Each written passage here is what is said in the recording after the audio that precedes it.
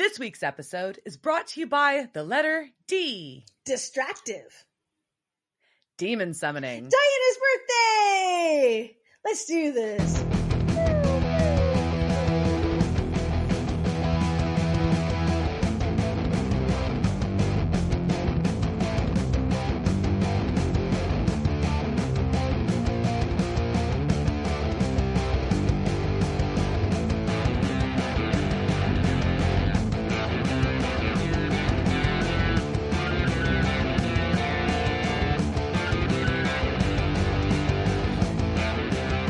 Welcome to this week's episode of Devil's Trap Podcast. I'm Diana. And I'm Liz, coming from the future.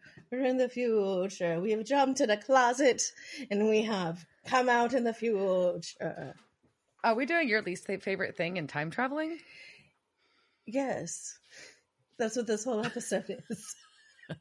And you know, it's almost like part of it is like, it's almost, I will get to it. Like part of it's like, oh, okay, I could be kind of okay with time travel. And then like, no, then I get real mad at it. So, yeah. So the reason is we are doing that thing that podcasters sometimes do where we record this a little earlier than usual. So one of us can take a break and run away from their state and go to another state.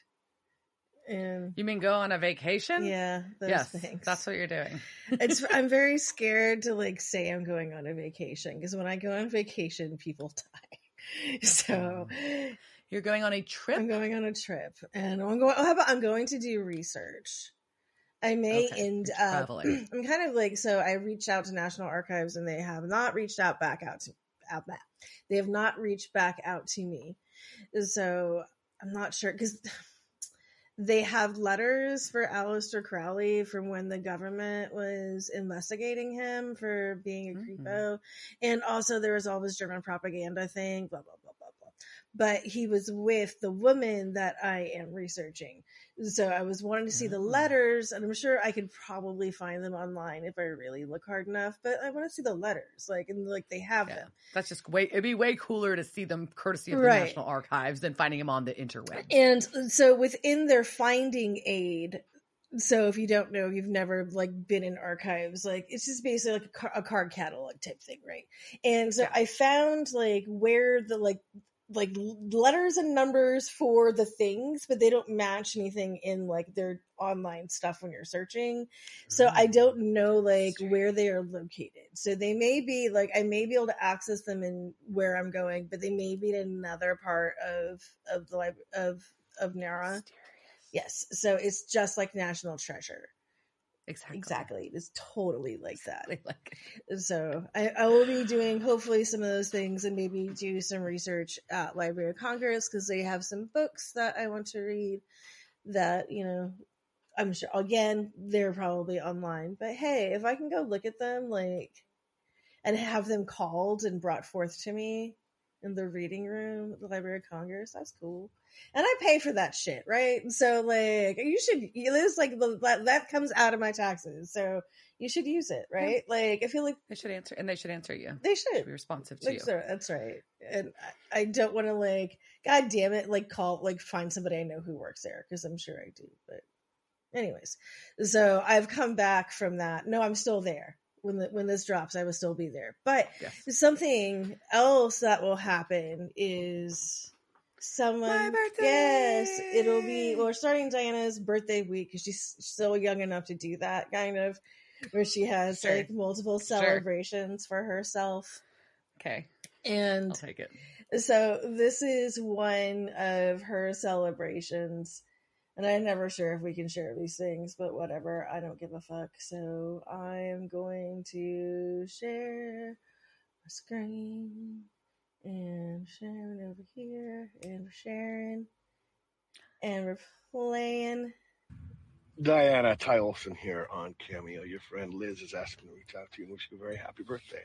Happy birthday to you. Happy birthday to you. Happy birthday, dear Diana. Happy birthday to you. Apparently it's your first time through the show. Welcome to the SPN universe. Welcome to the shit show. I'm glad you're joining us on this journey. It's a fun one. She said you're probably halfway through season 8, so no spoilers. So I won't tell you anything about. No. I'm in Bowen Island right now, just enjoying a beautiful sunny day. Spring has arrived and it's starting to warm up, so stoked about that. Look at this. I brought you here just for your birthday. Happy birthday to you. I hope you have a fantastic birthday. It sounds like you're surrounded by friends and family and loved ones, and I hope you're doing something fun. I hope you have some cake and some ice cream, some cocktails, whatever the case may be. She says that you're a record exec, music exec, and you co-host a podcast. Let me know when I'm on your podcast. Yeah. So, I don't know how old you are, so I don't have a ton of information here, but I am wishing you a happy birthday. Welcome to Bowen Island. Welcome to the Supernatural family. Sending you lots of love. Happy birthday. Diana Tile. So, yay! Yay! Yes, I have been sitting on that one for a hot minute, and of course we'll send that to you. But also, like, he is ridiculously attractive. When I was watching watching it on my phone, I was just like, and I'm not exactly sure where he keeps saying. I swear he's saying he's on Bone Island.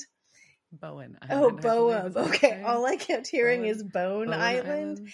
And so I'm thinking about, like, yes, I would like to go to Bone Island. It's in British Columbia. Is Bowen okay, Island. That would make sense, so that sounds right. Yeah. So yes, up there he was ridiculously attractive. That area was ridiculously attractive. Like, it all just like, I don't want to go to Canada, and I don't want to go sit near mountains at a whatever, but I would go. Just kidding. Poor babe. I love him. I love my husband. Yes. Yeah. So thank you, Mr. Olson, and we'll see. Maybe we'll reach out and have you on. We don't have people on here usually, so I don't know. But that's the second cast member that has said that. So I don't know. Maybe someday. We have a panel.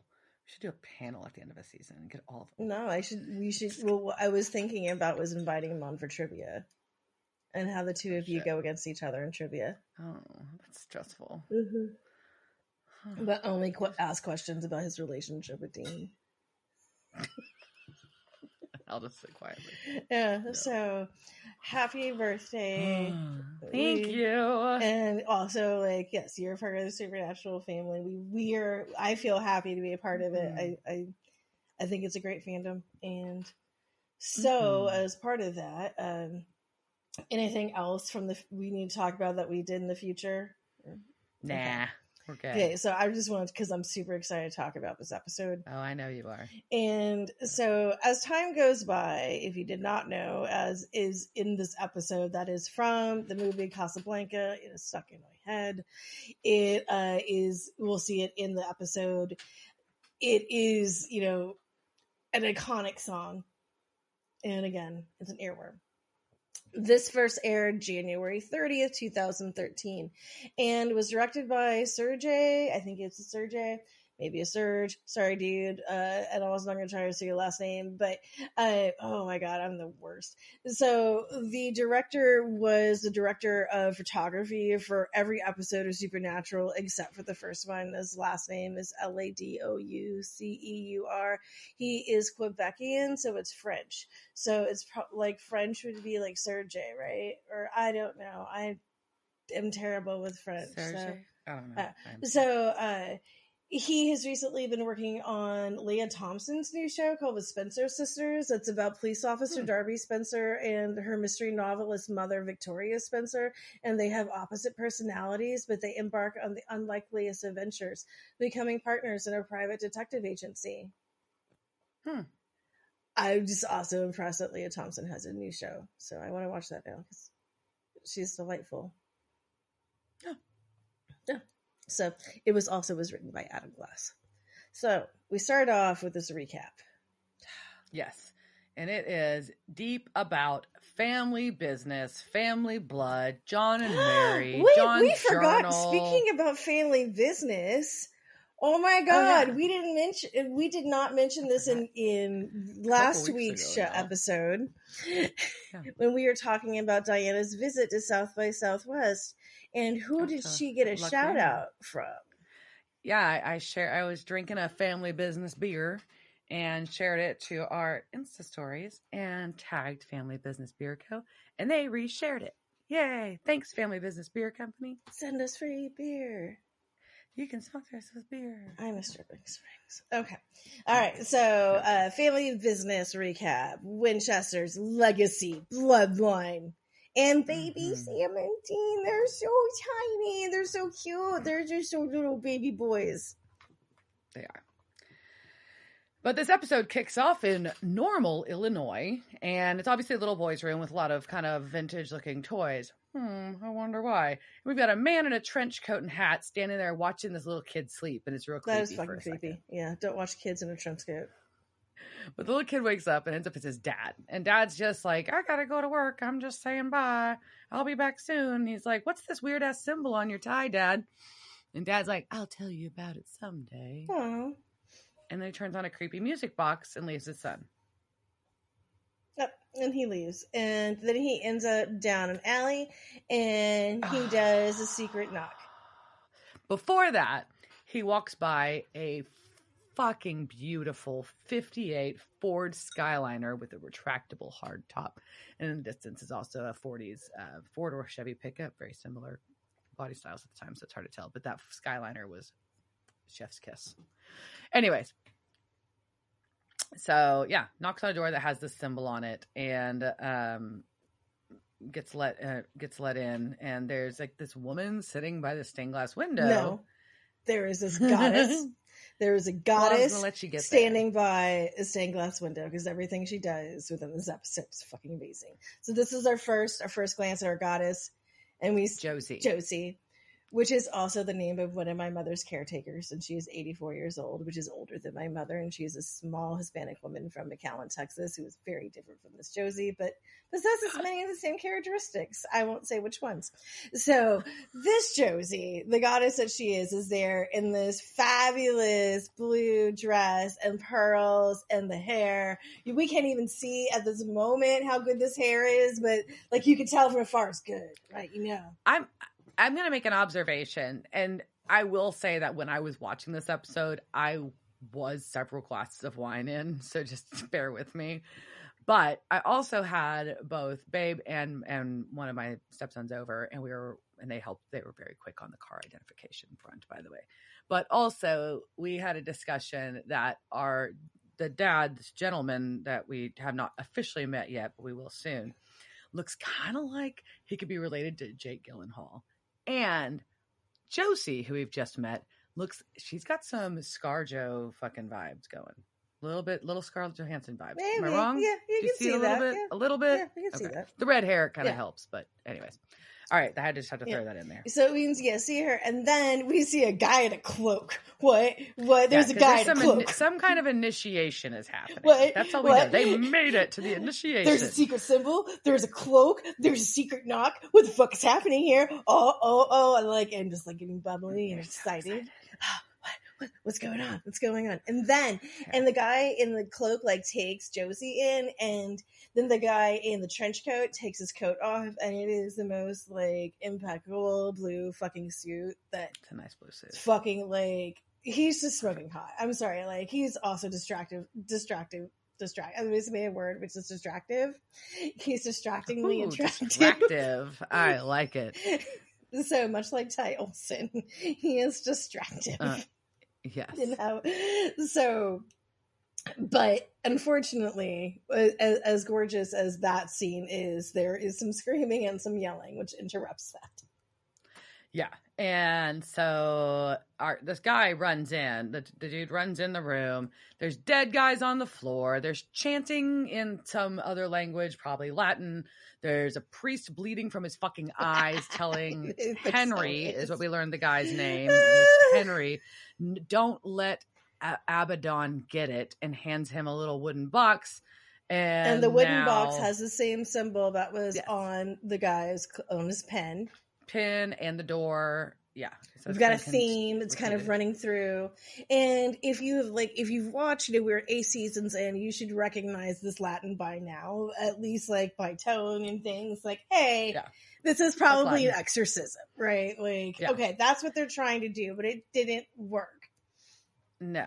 And ends up Josie is fucking possessed. Josie is Abaddon, and she's like choking out chanting robe dude, and then she finally looks at Henry, and we see her eyes black, so we have confirmation that she's demon. And she has some things to say, and they come out in some high-pitched screams. You know, she has some feelings. They're quite loud. And then Henry runs. Yes, as you should. But she stalks him through, and he starts mixing ingredients in a bowl, and you're like, oh my god, this handsome man is gonna do some fucking magic, and that's amazing. And then he starts chanting bop pow pow.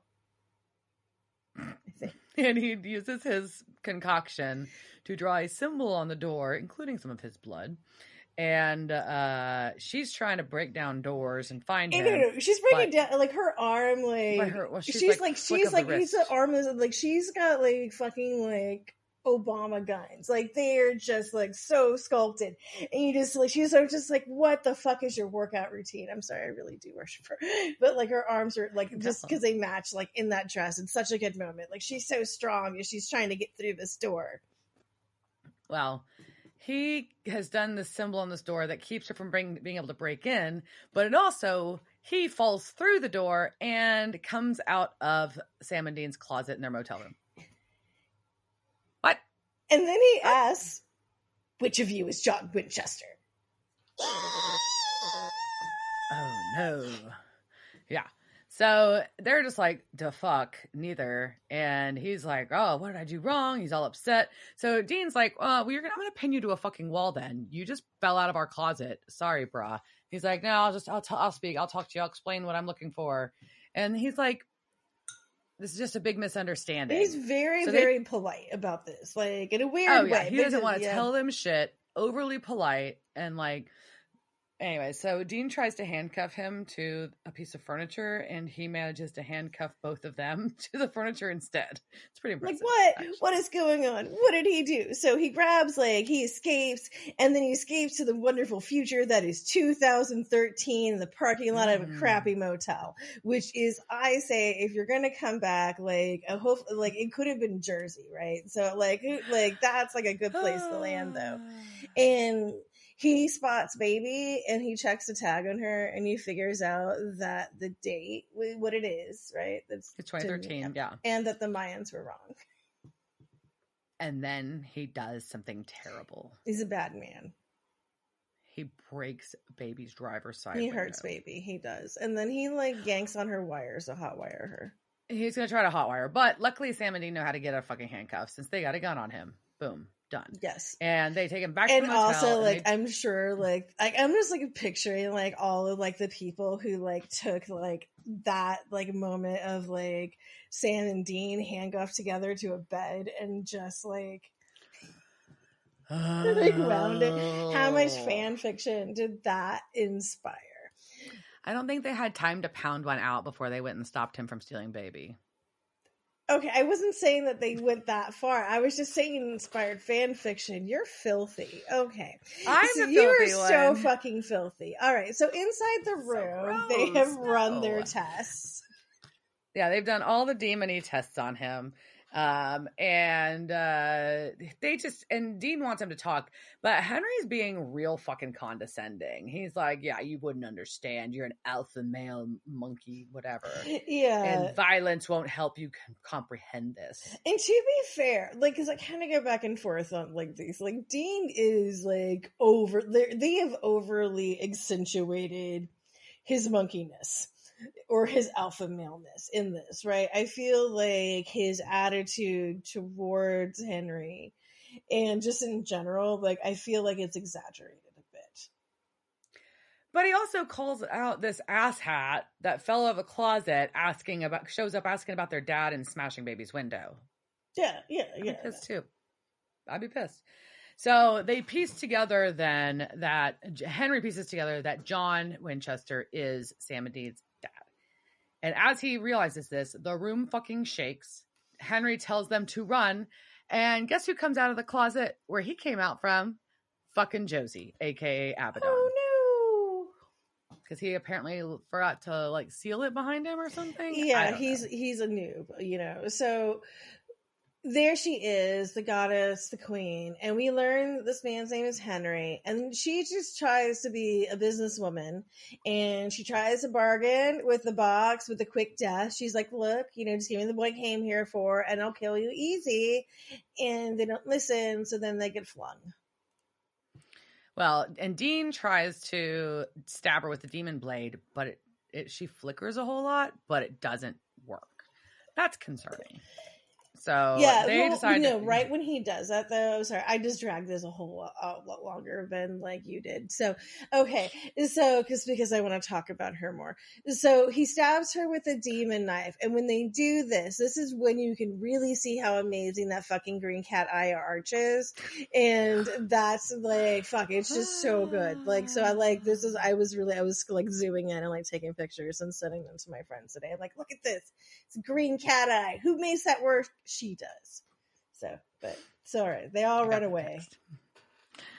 They all run away. They get in baby. They peel out. The guy from the motel office is yelling after him. And then Josie goes and confronts this motel guy. And she sends her black cock smoke into him. In his mouth. Like, this is innovative, right? Like, so far, we have only seen demons, like, cock smoke out. And she's just, like, watch cock this. Smoke sharing? I don't know. It's just, like, she's in. She's, you know, she's just, like, this just going in. She's just... Show me what you've seen, is what she says. And so apparently, like, she, like, into him, and then, like, she can see his memories. And they are all about the Winchesters. Yeah, because that's all she's looking for. And so she sees flashes of them and then says, thanks, goes back into Josie's body and cuts this guy's throat. With her fucking nails. And I'm just like looking at like, this is the only time like that I wish that I like had claws. And I'm like, that's so cool. Like, your nails to be a felonious weapon. Like, it's just the dream. So she like, you know, she does that. And then we go back to baby once again peeling off the, so how many tires do they have to buy for her? Like, I'm sure a lot. They go through a lot of. Do they steal them? They probably like. I feel like those are the things that you. Steal. They do, but it's like the complicated. Stealing, I hope they like rip off a Firestone or something. Yeah. Anyway, so I'm just thinking. So it's bulk trash pickup in our neighborhood this week. So like everybody puts their bulk trash pickup out, so everyone just goes shopping through the neighborhood for like things they want, and the neighbors across the street from me put out tires, and then like somebody picks them up within like 2 hours. Weird. I don't think you can put those with our bulk pickup. I don't think we're allowed. I don't know. Anyways, all right. So baby is peeling off of the road, and John's getting sick. Yeah, they're like off in some woods somewhere. Henry's puking his guts up. And he's like, I enjoy adventures of a literary nature, because he's very fucking proper. And he says that the woman is Abaddon and she's from hell. From hell! Like, you can just say she's from hell. She's from hell! And he is from Normal, Illinois, 1958. Normal, Illinois. That's where they picked for this motherfucker. Yeah, of course. And Dean's just like, the fuck? And Henry's like, I just need to see John. No. So I feel like we get a really great line here that I feel is kind of fourth wall breaky, where Dean says, seriously, dudes time traveling through motel room closets. That's what we've come to. That's funny. Yeah. Well, they inform Henry that John is dead. Rather harshly, too. Like, yeah. Well, I mean, he hasn't been very helpful to them. I don't know why. And they don't know who this guy is. Why would they not be harsh about it? I don't know. If somebody came in, like, through my closet and they're like, I need to find this person. So, like, and it had something to do with my dead dad. Yeah.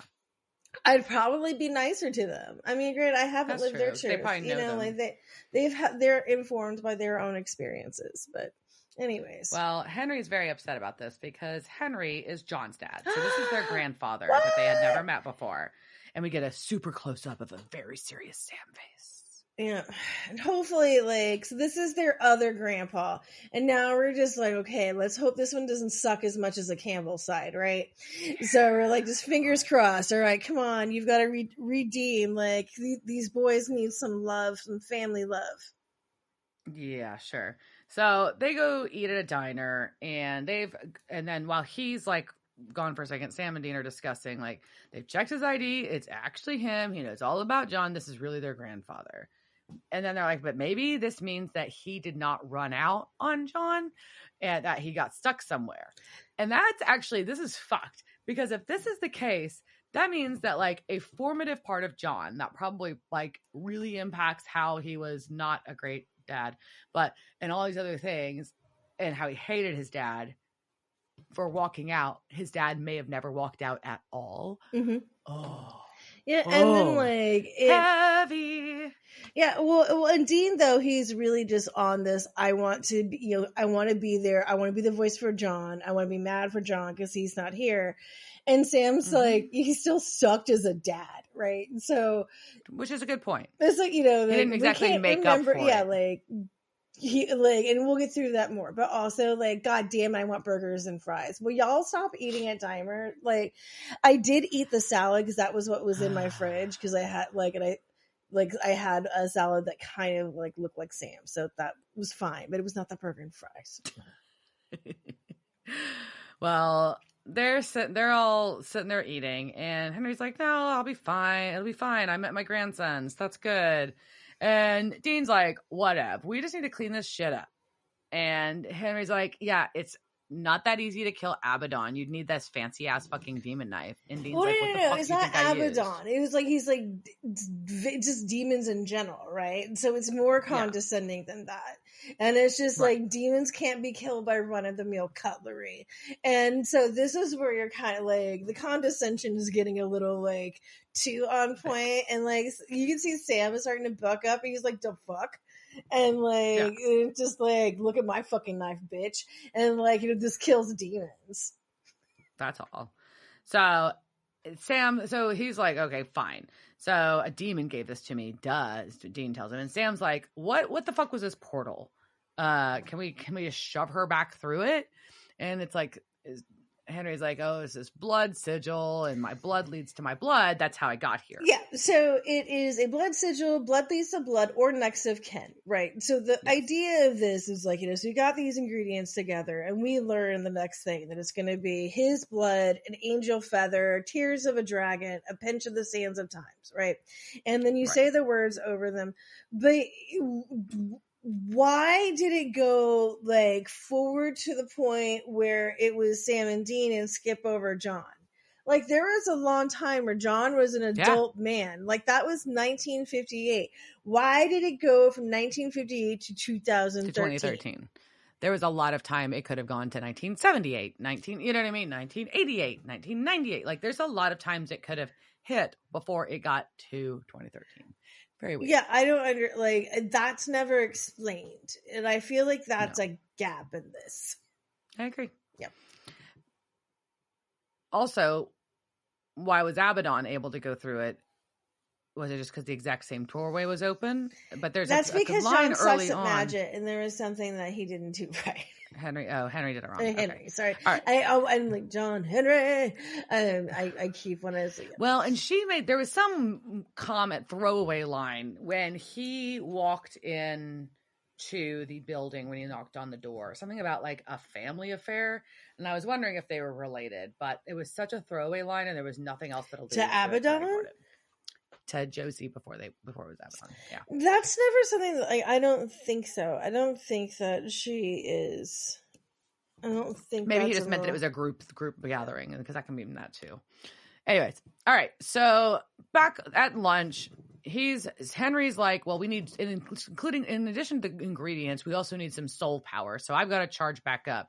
And he's very upset that Sam and Dean don't know what the fuck soul power is, because they thought only angels could do this and tap into it. And he's like, what the fuck? Are you kidding? And so now he's also asking what level they are, because he thinks that they are men of letters. Yeah, and anybody who is into any sort of like Masonic or like secret societies or hermetic orders or any of the fun shit, like as soon as you start hearing things about like levels and you're just like, what? Oh my god, this is secret society shit, and then they say something like men of letters, you're like, and then like, didn't your dad teach you our ways? Oh my god, no, this is good, this is going to a good land, right? And they're like, no, John taught us to be hunters. And then like he throws down some shit. Yeah. Henry is not appreciative of hunters. Hunters are apes. Y'all should be legacies. Yes, I love legacy. It's so good. I think everybody wants to be a legacy, like, or at least like that's one of like my top fantasy lands. Like anyone who like loves like a Harry Potter realm or anything, like, you know, like where like you get to like wake up and find out that you're a secret. No, not everyone wants to wake up and find out they're the secret heir to like an academic knowledge of occult lore. That's very specific. Okay. So moving on. So they go to a building. They go to the alley. That's what the modern version of the alley that he went to meet with the men of letters in 1958. Only now the door has had the sigil filled in mostly, and it is now the entrance to Astro Comics. And he's pretty distraught about this. Dean's real annoyed, but he really wants to know what the fuck the men of letters is. Well, too. especially because they spent 4 hours in a car with a man who apparently only wanted to listen to Pat Boone. And I don't understand, fuck you. I would have thrown him out of the car. I don't give a fuck who you are. But y'all could have like taken the wheel here, right? Like, why y'all had 4 hours? Like, you could have asked some questions. Like, why is it now that you want him to explain men of letters and what he has against hunters? You had 4 hours in the car. You had 4 hours. You want to wait until you're outside? Like, okay. So they're like, he's like, fine. He goes off about hunters again, about how they shoot first, ask questions later, blah. But luckily Sam kind of finally tells him to pump the fucking brakes, man, because in addition to being hunters, they are John's sons. So he's like, yeah, y'all should have been men of letters too. No, blah, blah, blah. No, this is not blah, blah, blah. This is, no, it is not. Sam reminds me they're John's children. Henry is just like, I know, but you were more. My father and his father before us were men of letters. We are the chroniclers of that which man does not understand. And so these are the people who are documenting all of that is supernatural, like through time. They're like the Watchers in Buffy. They are the people who write down what happens like in the supernatural world, and that's just like the coolest thing that should exist that doesn't. And so they only share their information with hunters, but they're only with the elite, right? And then like Dean like rips it back to like super other nerdy thing, and he brings in like a Star Wars reference. So now they're just like sucking at nerd teats, right? And they're just like, we are pumping you full of like, you're getting all of like, you get to have your academia world that you know is coming, and you get legacies, and then you get Star Wars, and then sure.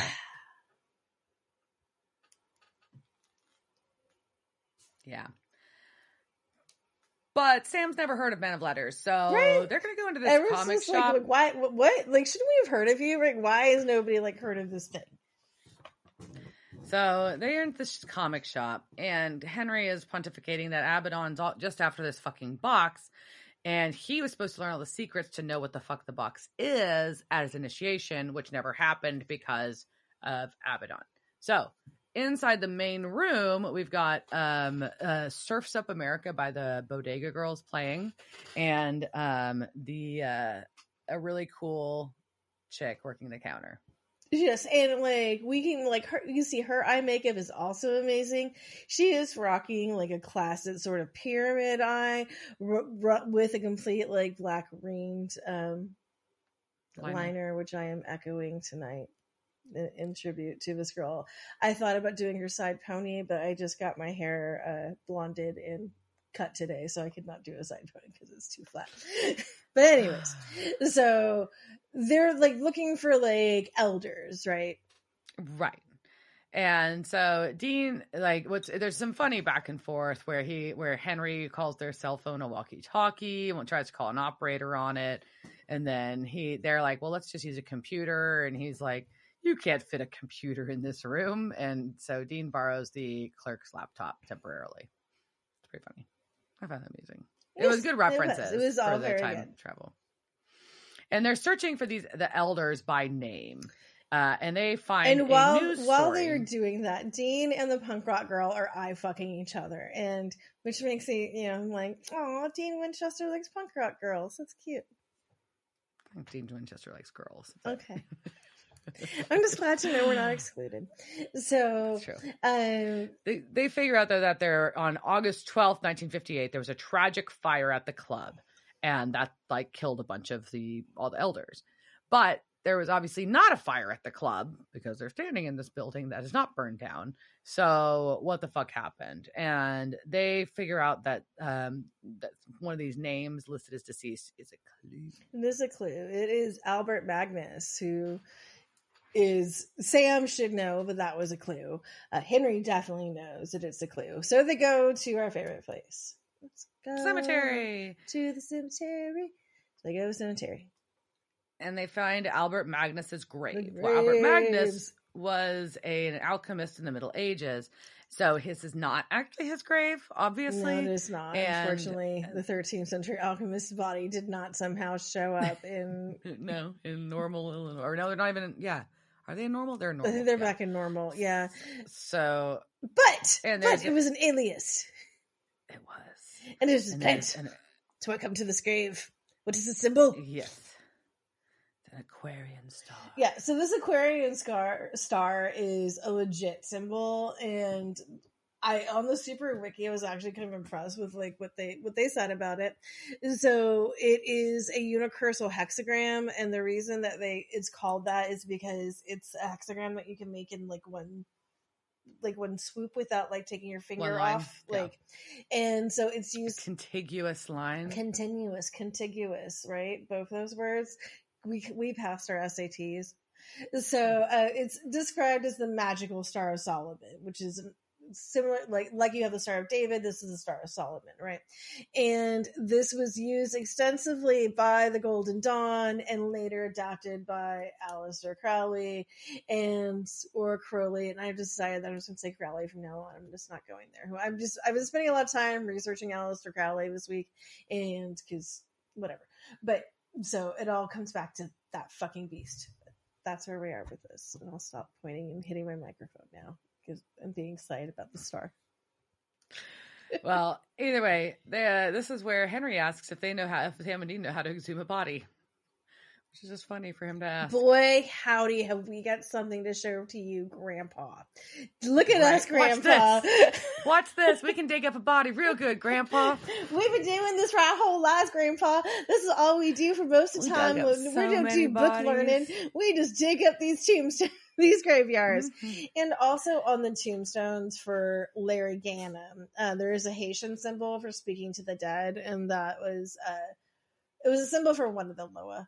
But anyways, so they dig, and we go back to the comic book shop, but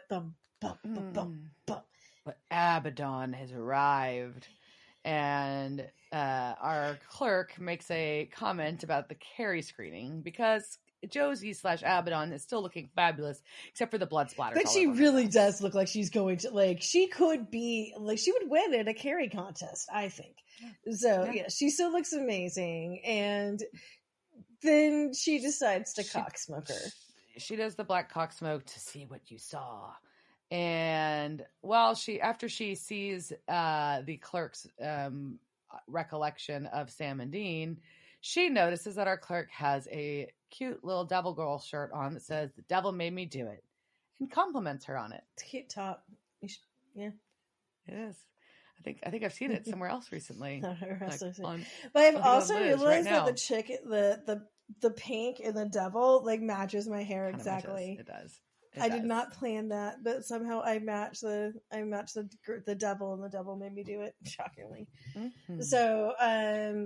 So we go back to our grave, and our boys all sweaty from digging a grave, just like we like them.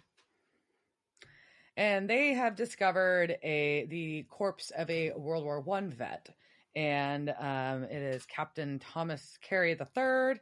And basically, they just know someone wanted them to see it, and so this is the hidden identity.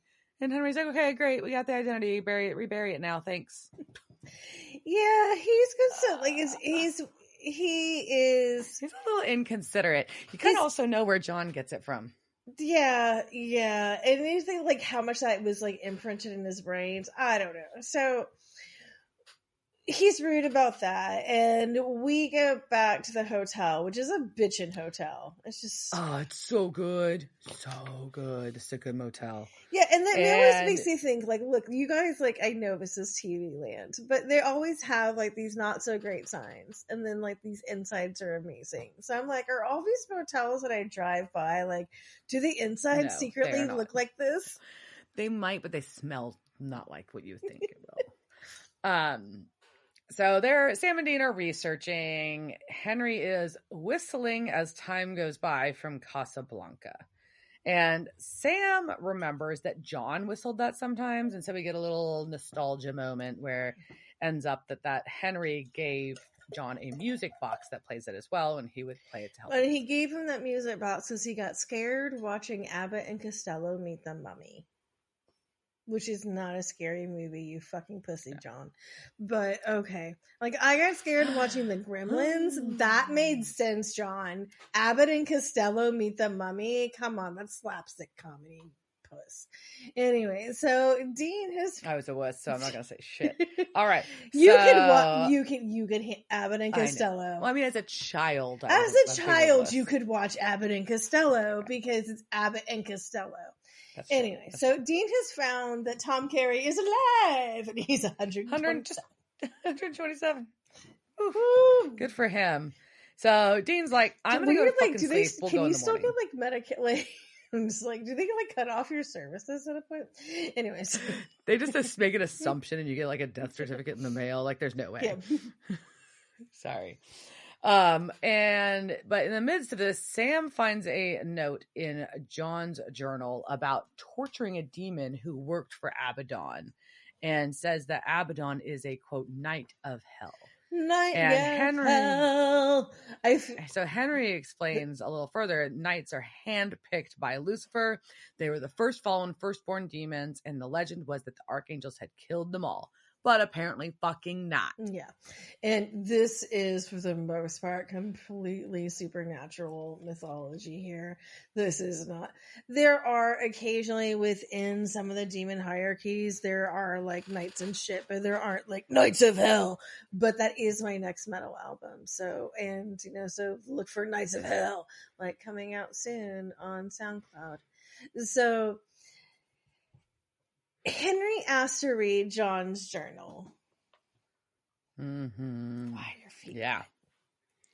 Yeah, and he says that the men of letters use journals as well, and after his initiation, he was going to start one. The explanation, like, it was, the Sam thing was weird here. I didn't like it. And I get where it was going and what it was leading to, but Sam was like, hunters, like, write journals, like, men of letters, I bet, like, within your culture, you wrote, like, it was, like, this weird thing, right? The way he said it was like, I bet men of culture, like, letters had heard of journals. We're not all dum-dums.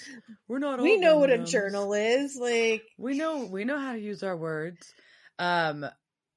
So, but basically, what it comes about is this fucking journal. Yeah. Also, like, why is there no point in this as like Sam not yelled? I went to Stanford. I wish that would have been fucking hilarious. We figure out, though, that this actual physical journal was supposed to be Henry's that he had ordered before his initiation. And that's pretty cool. That's pretty cool. Yeah, his letters are involved. His letters, his initials are monogrammed into it. It looks really cool. Yeah. And Sam, though, does take this opportunity to fucking call him out and be like, not really call him out, but explain. Because who knows, if Henry just got stuck, it's not really his fault, except that he went to a dumb time. But by the way, your son thinks thought you ran out on him, and it shaped his entire life and made him a shit dad. Yeah, so this is when Henry first starts to think of this now.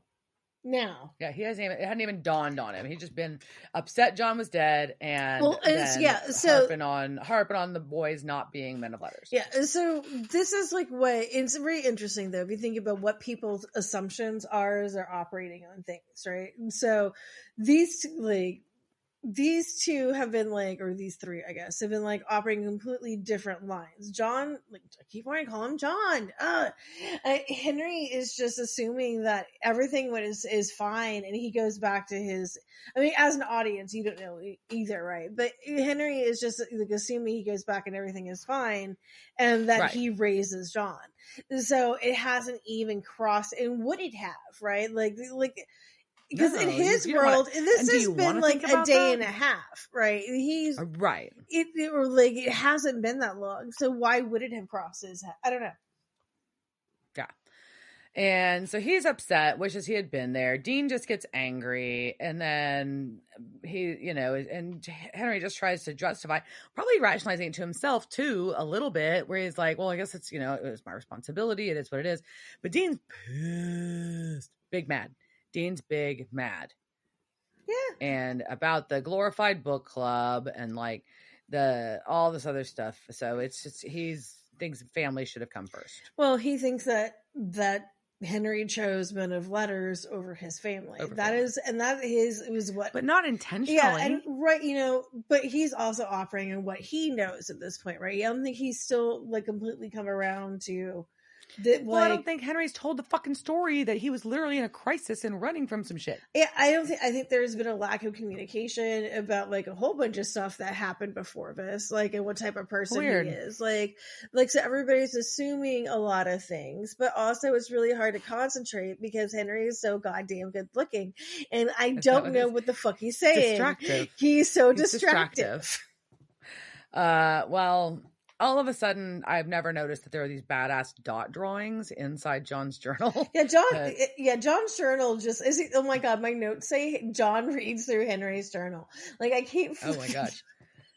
Yeah, but Henry's reading John's journal, and there are these badass dot drawings of monsters. There's always basically John is an anthropologist, based on. And we've already kind of known this, but he is he is a cryptozoologist amongst other things. But it's wild. But also that I look at this, I'm like, this is the type of journal that I want to have, and then I will spend hours looking on Etsy or Amazon trying to fill this journal up, and I can't make it happen, but. Well, in the morning, they all go to bed. In the morning, Henry's gone and has left a note about how he's going to fix everything. Well, fuck. We always know this goes badly. Yep. So Henry is at an apothecary / hoodoo shop, whatever, asking for a tear of dragon and sands of time. But don't wrap it up. I'm going to use it right away. And the girl working the counter is like, I don't know what you want, crazy man. Would you like some kava root? And he's like, no, I saw symbols. I know you have this shit. And so she cocks a shotgun at him under the counter. Yeah, because he's not asking for things correctly. And I would throw you out of my fucking store. You're being a dick. And I don't think this is a 1940s jargon. I just think Henry may be kind of a dick. And, or just doesn't know how to communicate with people well. A bad communicator. And then he pretends that he's going to buy some chamomile instead, but blows it in her eyes and says a spell, and she falls out. Yeah, he do-wops at her too. And then she falls asleep. So they are back at the motel. Dean figures out that Henry broke into trunk. Hey, trunk.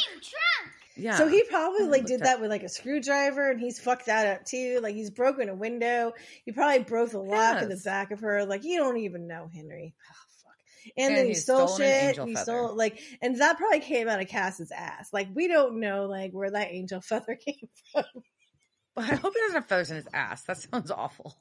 He's waxing just pulling ass feathers. What the fuck is happening? Is he a chicken? Oh god! I'm You broke me. You broke me. We broke fuck. each other. All right. So they were like looking for some real place that sells real hoodoo. Because he needs ingredients. So Sam's researching, and Dean is going to call Garth. Yay, Garth. But in the middle of this, they get a police scanner announcement about a possible homicide at Astro Comics. Over the wires. Well, shit. So they know that Abaddon must have struck again. Abaddon has struck again. So they split up. Yeah. Dean's going to go find Henry, and Sam is going to go talk to Larry. Fucking old ass Larry. And they all need to figure out how to kill Abaddon. So Larry's place, there's this old woman that seems like a lovely caretaker for Larry, who looks great for 127. She's well put together. Oh yeah, Larry for 127 is also doing well, and he's just like, tell Sam Abaddon killed everyone but him. Yep. Yeah, but blinded him, and but he didn't get the box. But Abaddon didn't get the box. That's the most important thing. So it's basically all we know is the box contains a key to the every object scroll. I don't know. No, the key is in the box is the key to every object, scroll, spell ever collected for thousands of years under one roof. It is the supernatural mother lode. What is that squeaking noise in your house? I don't know. Okay, I can hear a weird. I think it stopped. There was a weird like. I heard it too. I thought it was a bird at your house. I thought it was at your house. Anyway, so so basically what they're saying is like the Library of Alexandria. This is the key to the supernatural mother lode, which also sounds like possibly a Ben and Jerry's flavor. Mother lode. The supernatural mother lode. Like, yeah, I feel like that's something that they would make. And maybe there'd be little pentagrams, and pentagram chocolate chips in there. It'd be really good. Anyways. So there's this really, so we cut from this, from the supernatural mother lode to Dean. Yes. And Dean has found the shop where Henry is attempting this spell. And he's they get in a fight. And they're basically just arguing about who's more sad reading John's journal. That's my interpretation of it. And Henry's like, I need to go back and give John the life he deserved and save him and get back, and then before, and I go back in time before Abaddon ever attacked Abaddon. Abaddon attacked the headquarters. Right. So this is how my notes of this are written. So Henry is very upset about what he read in John's journal, and he wants to go back and do the right thing. He wants to save Henry, because I still can't call John Henry. I still get him mixed up. Dean tries. Oh my God. Okay. Dean tries to dissuade him with the laws of time travel. Dean is like, we're good grandkids. We stopped the apocalypse. What more do you want from us? Yeah, and he's like, well, there might not be an apocalypse to stop if I succeed in this, but also y'all might cease to exist. So... But I don't seem to care about this, as I just want to say, I don't know. But I also... Now I decide I want to care about my family, but I might also be able to care about my family and get rid of Abaddon. But, I mean, I know that this, Henry comes from 1958, and in 1958, the number of time travel movies was limited. But it feels like what he is trying to do has happened in many a time travel movie, where you just keep trying to go back earlier and earlier, thus creating multitudes of each other. And so then we just end up with either having people who don't exist or multiple things, and this is when time travel is stupid. Yes. Yep. Stop. Time travel is stupid. It is. So Sam asks Larry how they stop Abaddon. And he's like, you need to take this key to these coordinates that I'm writing down for you, and you just throw it in and walk away. It's the safest place on Earth. It's warded, and it's the price to pay to keep the secret from Abaddon. It is the safest place that ever existed. What the fuck is this? And place? he's just like, but Sam's just like, so if I do that though, like all this knowledge is just fucking gone, right? And he's like, yeah, it's worth it. That's what you have to do. This is like basically it's like destroying Atlantis, destroying the Library of Alexandria. Like it's a huge thing. Yeah. And then the caretaker ends up as a fucking demon and slashes Larry's throat. She's also just been hanging out with a chef's knife this whole time. Like nobody talk about it. And also talk about a long game. How long has she been fucking possessed? I mean, not that long. She's, like she just flew, like she was like she was in the shirt like 10 minutes ago. Like, so she's been around. I'm just saying, like, has this been his caretaker for like decades? No. Abaddon. This Abaddon. So no, I'm not talking about Abaddon. I'm talking about. Oh yeah, you're right. No, Abaddon. It is Abaddon. So she just came over there now. So it's new. Like it was like she just killed the bitch that was son of the bitch, the woman that loved him and cared for him, the 127-year-old man.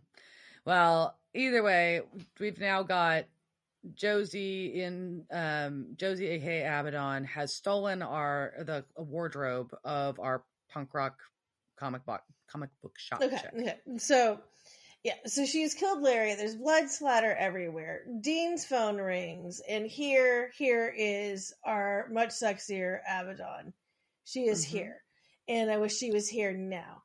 And I am going to teach you how to get her here now. So hold on to your butts, people. So I'm going to teach you how to summon the demon Abaddon. Dun dun dun. All right.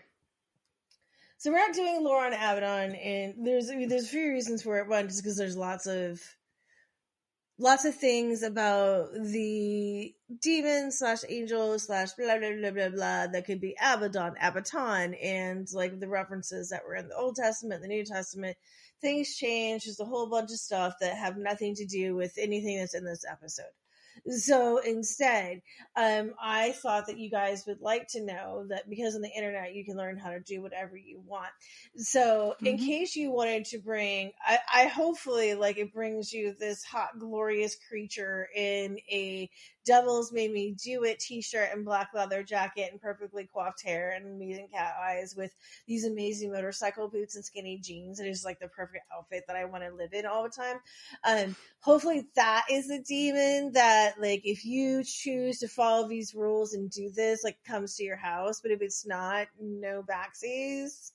I can't control what you do. Okay. So for novelty use only is what you're saying. And this isn't even my shit. This is according to occultist.net. You can find it at occultist.net / how to summon Abaddon, the angel of the abyss. And it's by Astro Sever. And if you're not satisfied with the instructions that I'm about to read you, you can request their ritual services on their site. Or if you just don't have the time to do it yourself, like you can thumbtack them, which is, so they will come and they can perform this for you. Nuh-uh. Well, I mean, and say thumbtack, it's there for sale. Like, go to this will be in our show notes. And I think it was like $99,999 or something to have them do rituals for you. But they said they would. Okay, so your preparation for Abaddon summoning ritual. Number 1, you're supposed to cultivate dark energy. Abaddon protects the gates of the abyss.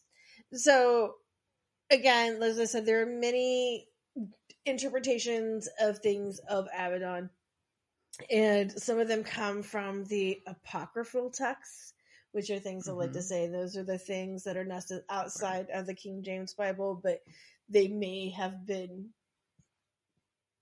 written by people who were part of that cult. We don't know. They're just additional text, right? And in there is a story of basically that Muriel was helping to gather the parts that made Adam, but eventually Muriel becomes Abaddon. But in other things, Abaddon has to do with kind of Hellwife, or they are destroyer, or they have things to do with the underworld. So I think we're going more on this one with underworld, right? Right. So Abaddon protects the gates of the abyss, and they are protecting the gates as much to protect the abyss as to protect those who are not ready to step inside. As the abyss is, these are not my words, the abyss is a dark place that can lead to one's total destruction. At the same time, it can be used to harness a great power imaginable. To gain Abaddon's respect, the magician has to cultivate his dark and negative energy instead of letting it go. Okay, so don't let it go. You just hold on to that dark and negative energy, and you just foster that like a garden, right? You rake it. You rake that dark the energy. Opposite of Elsa. You don't let it go. You don't let it go. Right? Because that energy, this negative energy, according to them, is not necessarily bad. It just depends on whether you allow it to exist or try and fight it. And honestly, that's not a bad thing. We have negative things in our life. You really do have to face them. That's at least what these people I go to therapy keep telling me. Like, you can't just, if you keep shoving it down and down and down, apparently it comes out in unhealthy outbursts. I don't know if that's true. That is what these people with degrees keep telling me. We are not psychiatrists. All right, so it goes through some other things. All right, so once your dark energy is cultivated, you have to do fasting and renunciation. Again, not on board with this. But this is to appease Abaddon. Like, apparently Abaddon wants you to be hungry and wants you to know that you're willing to reduce your physical needs. So you should perform a water fast for 3 to 7 days. This means not eating anything and only drinking water. Of course, consult your doctor before fasting to make sure you don't have any underlying health conditions that would be exacerbated by this practice. Now, I would really like, and I appreciate that you kept this in your instructions, but I would like to witness this doctor's appointment. Or at least like the scheduling of the especially when I have my primary and they're through like the bigger things. And so be like, okay, so like, do you have any signs of COVID? No. Then, all right, why would you like to come in? Would you want telemed or do you want to come in? What are your symptoms? I don't have any symptoms. I want to fast. For wise. So summon a demon, and I want to make sure I want to make sure that I'm okay with fasting. So please make sure to check with your doctor. Number 3, mindfulness meditation. The last requirement for summoning Abaddon is to clear your mind of chatter. Mindfulness is a state of mind where there are no thoughts, just pure emptiness. Get those thoughts out of your mind. Empty them. You're thinking, aren't you? Stop it. You see it. In that state of mind, when thoughts enter your head, you'll be able to recognize them and easily remove them. This is very much like having the abyss inside of your head, a dark and tranquil place, which does sound lovely. So you need to perform 20 minutes of mindfulness meditation in the morning and 20 minutes before going to sleep for at least 7 days before attempting to summon Abaddon. All right. So if you've done these 3 steps, you're ready to perform a ceremonial magic ritual to summon Abaddon into your life for the before mentioned benefits. Shit. What is she giving us? I left that part out. Whatever Abaddon gives you. So if you want to give those things, you don't know, it's like a surprise. So these are what you're going to need. You're going to need black robes or all black clothes, a ritual blade, dagger, sword, ... salt, myrrh, incense. This ritual should be performed in a dark environment, preferably at nighttime. Your ritual step by step. I love this wiki how. All right, number 1. Wear your black robes or clothes to symbolize your cultivation of darkness and affiliation with Abaddon, the gatekeeper of the abyss. 2. Create a magic circle on the ground with salt. Salt is usually used traditionally used as a substance for creating magical circles, not circuses. The magical salt circus will be coming to a town near you soon. Number 3, light up myrrh incense. I'm sorry, I forgot. You were supposed to remain inside the circle throughout this ritual. Oh, inside the circle. Inside. Don't go out. Choice. Interesting choice. It's new, right? Number 3, you light up the myrrh incense. Myrrh incense can be purchased. It has been used for thousands of years in rituals. Myrrh is also an analgesic, or painkiller, and as such, the ideal instance for a dark ritual of this nature. Number 4. Huh.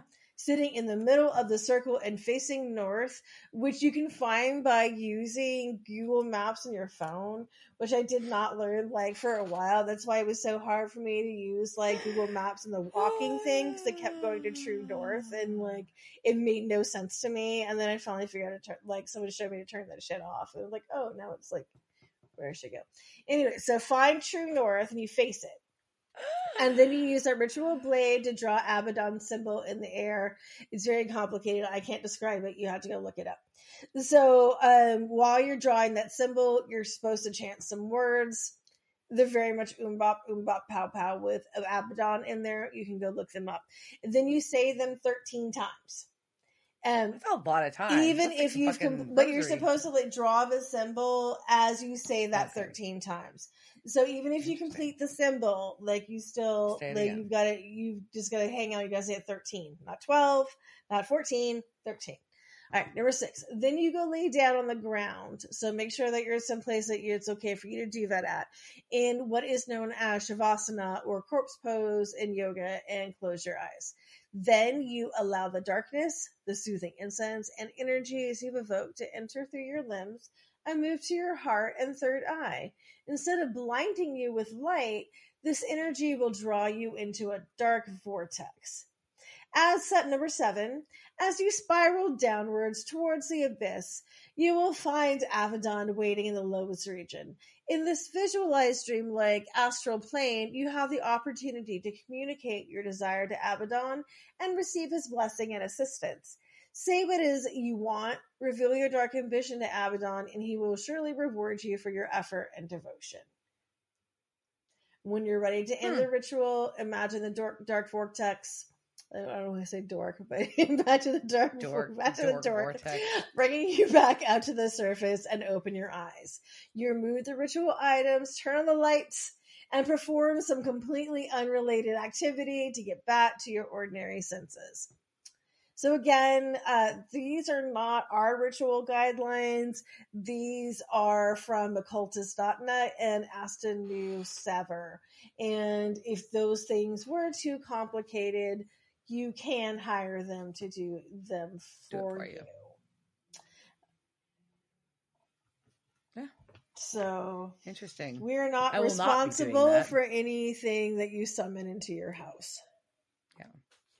Yeah. You're welcome. I was mostly just thinking about if you did this in my backyard, you'd have to like not lay down on dog poop.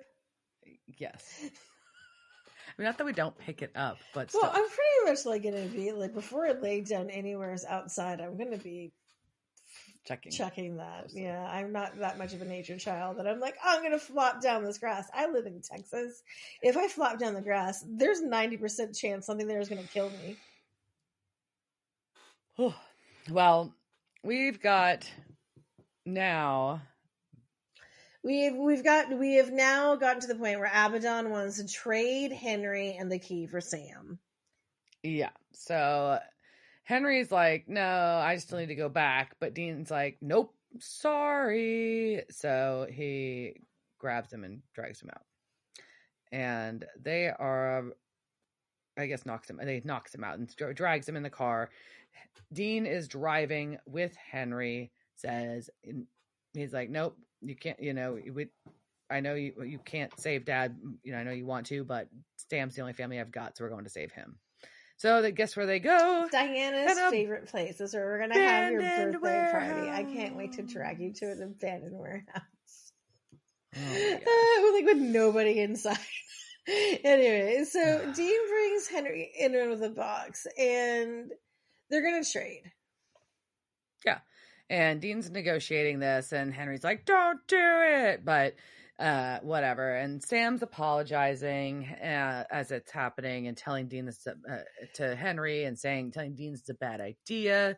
And right when Dean and Sam are about to turn and run, Abaddon closes the door with her demon powers, trapping them inside. She lied. Oh, no. Oh, I'm so surprised.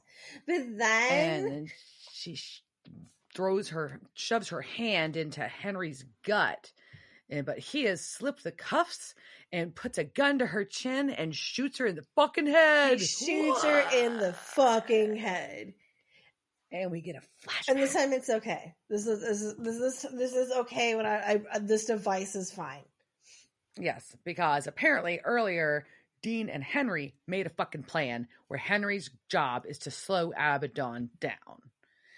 So she's like trying to grab for the box from Henry, but it's just playing cards in Henry's pocket. And she is freaking out. And she is hurting Henry, throws him down on the ground, but she can't move. Yep, she tries to cock smoke into him. And this is where I also put John instead of Henry, goddammit. And so, but in our flashback, we see Henry carving a devil's trap into a bullet. And holy fucking crap, somebody finally thought of that. And it's taken us 8 seasons for somebody to get to the point where we go, holy shit, what if we carve a devil's trap into a bullet? Right. Because now the bullet's in her head, and so she's stuck in fucking place. What the fuck? Yeah, we got some problems with this. Okay, so, all right. So she is like, we get to like in the present, Abaddon just like laughing, like, you didn't kill me. And she's like, but wait, I'm stuck. The fuck? And so Dean goes on a rant about how he's going to slice her up into steaks and put her in concrete. Yeah, so we're getting a little bit of Psycho. Dean is back here. I'm like, damn, what the fuck, man? Like, you want to look at her? She's amazing. Look at that fucking, like, all of her. She's perfect. You can't want to, like, cut her up and bury her in concrete. What the fuck are you thinking? But also, like, I'm sorry. Does that mean, like, her, like, slabs of flesh would be alive? Even though she's in a... What? It's a meat suit, but the meat suit, like, the demon doesn't die. And the meat suit doesn't. The meat suit doesn't die. I'm very confused. I don't get. Yeah, I think. Very, very confusing. Shit, like I think I get like her saying in the head. Like honestly, like I feel like you could constrict like if I was gonna like go with this, right? If I was gonna run with this, if you're gonna buy into it, you got this. I would say like you could like cut off like the head and like the brain, like you can get.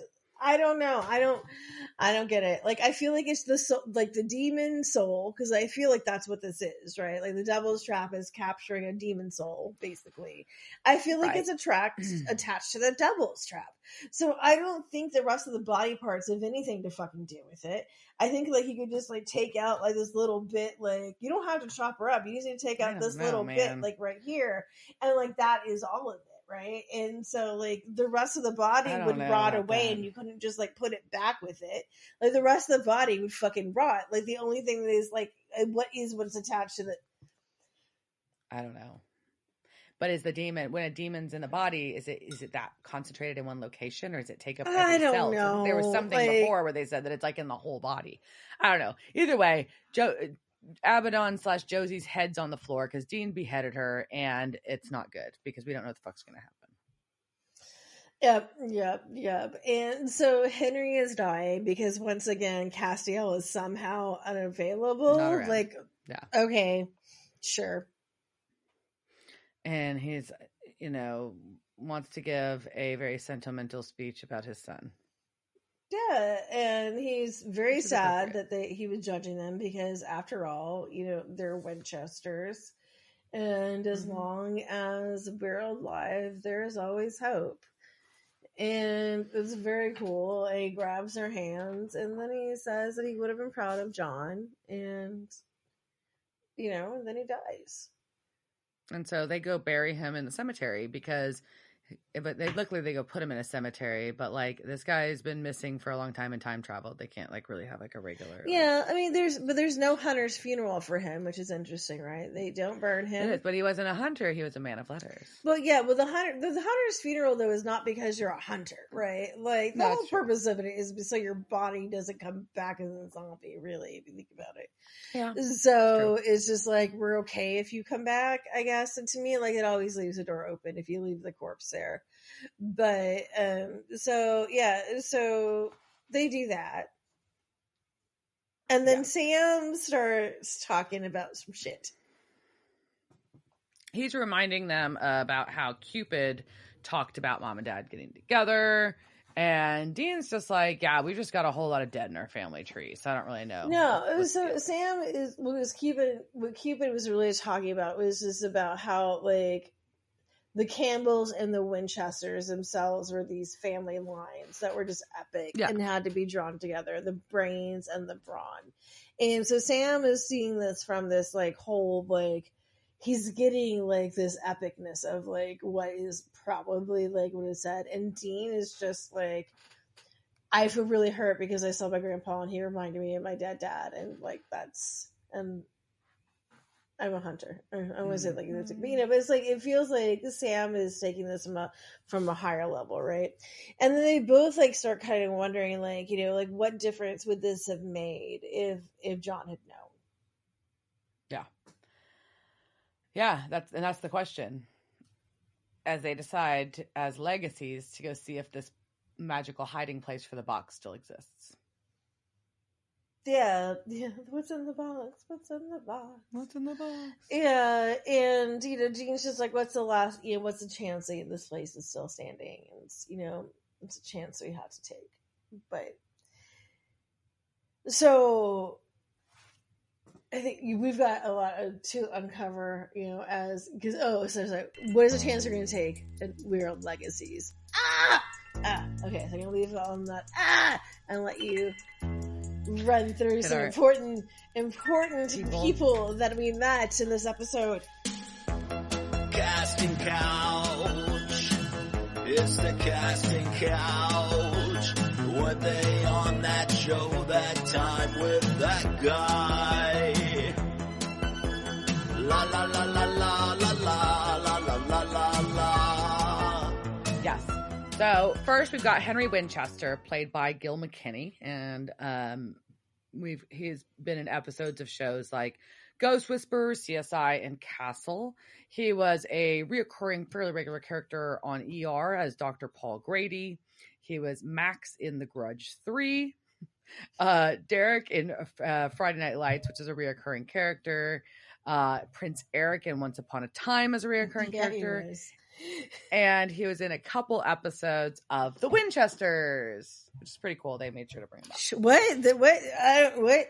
I'm sorry. Like, Winchesters? What's that? Like, that sounds like this whole fake world. I don't know what TV show I'm not allowed to watch. I haven't watched it. I know, but I'm not allowed to. I'm not allowed to watch it. Well, I'm just like, I'm not allowed to watch it, but I've chosen to not watch it. And then Josie, aka Abaddon, was played by Elena Huffman. And so she is in episodes of Dawson's Creek, The OC, NCIS, CSI, both Miami and New York. She was also a reoccurring character as Black Canary on Smallville and Twyla Twist in Riverdale. Our comic book shop chick was played by Katie Stewart. Interestingly, she's about almost half of her credits are stunt work, including stunt work on Supernatural, and just one fun feature film. She was Anna Kendrick's body double in the movie Noelle. And if you look at her, though, you can really see you can see the kind of you can see the Anna Kendrick. Like, I can see it. Yeah. But she's also been as an actress in episodes of Stargate SG-1, The L Word, Arrow, Nancy Drew, and The Order. And she had small roles in The Sisterhood of the Traveling Pants and She's the Man. So cool. So yeah. So yes, this episode is pretty fucking epic. Time travel is still stupid. Josie's / Abaddon looks like a bad bitch. But this premise about realizing that John's dad never left is real fucked. Real fucked. Yeah, there is so much. So this, behind the scenes, a Devil's Trap podcast. So when we were talking about, doing doubling up this week for my vacation, it was, Diana's like, we can do back to back. And last week's was LARP in the Real World. I was like, oh no, honey, we cannot do back to back for these two episodes.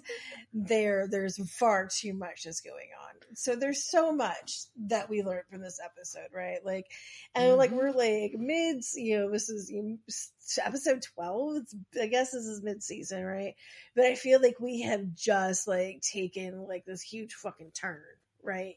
Like we have gone from, I don't even know where we were. Like basically we're trying to figure out the Kevin problem, right? Right. And now what have we just dropped in? Okay, so we've got serious family history drama. Yes, so we've got this whole secret thing. society. Yeah, we got Henry. So let's start with Henry. So what do you think about Henry? Yeah, what do you think about him, like Henry, like as a character? Because I obviously have bias, right? So, well, he's a terrible communicator and kind of a pain in the ass, but he does seem to be a nice person.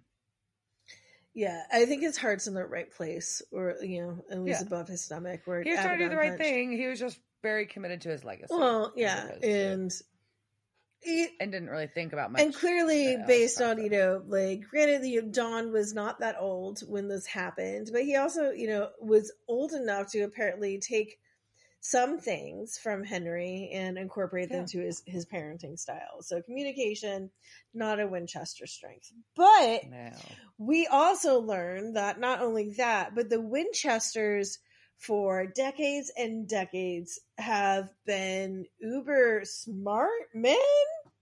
What? Like, look at like our like apey, like grunty giant men. Like, so what did they just like were they smaller before? I don't understand. Like how, like, you can't just grow a Sam and Dean. Those are giant fucking boys. Like, you can't, like, I mean, apparently Cupid was trying to breed them.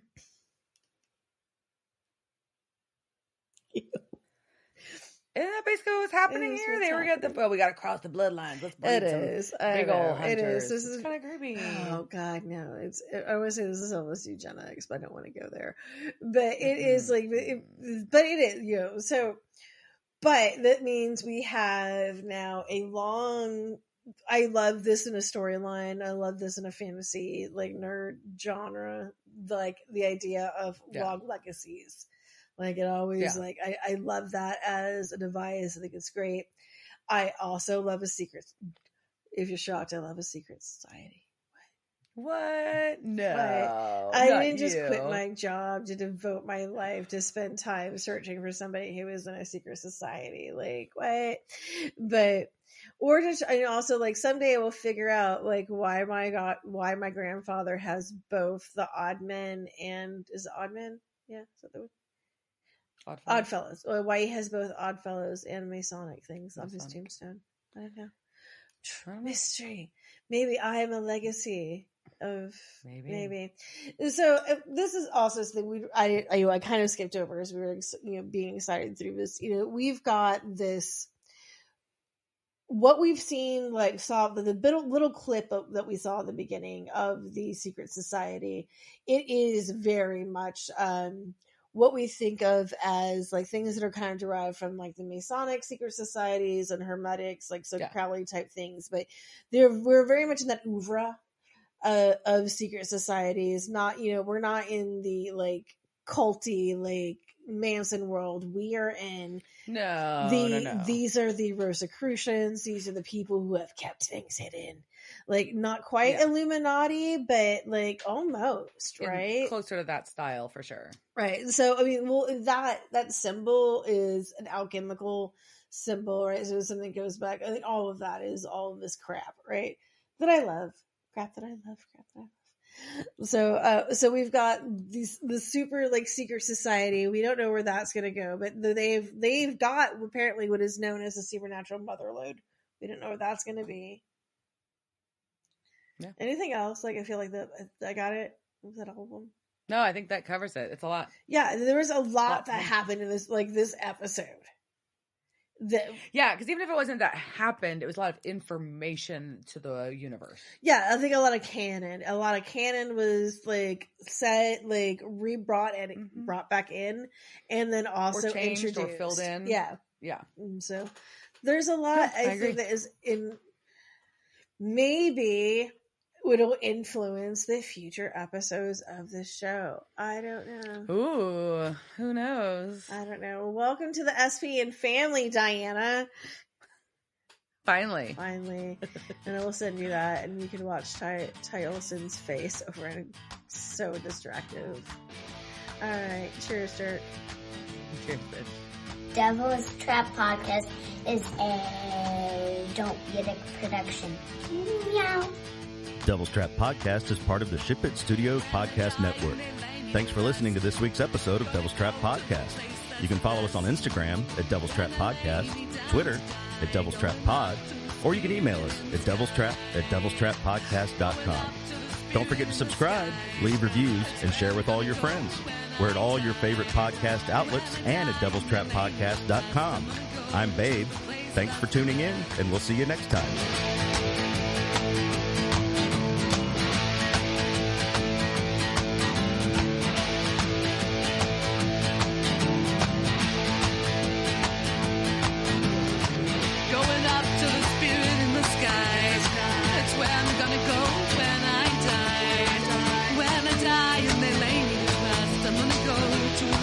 That's the